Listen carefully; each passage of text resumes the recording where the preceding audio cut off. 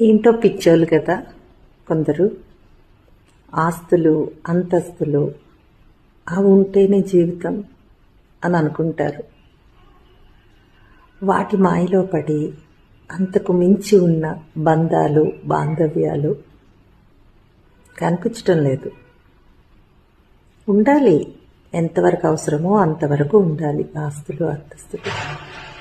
వాటి కోసం వాటి వేటలో పడి నీ అనుకున్న బంధాలని నువ్వు మర్చిపోతే ఎలా? ఆలోచించు. ఒక్కసారి వెనక్కి తిరిగి చూసుకుంటే నీకు నీ అన్న వాళ్ళ ప్రేమ కూడా కనపడాలి కదా. అంతే కదా. మీరేమంటారు? మీ ఒపీనియన్ కూడా నాకు కింద కామెంట్స్లో పెట్టి చెప్పడం అస్సలు మర్చిపోవద్దు. నాకు కావాలి మీ ఒపీనియన్. చెప్తారు కదా.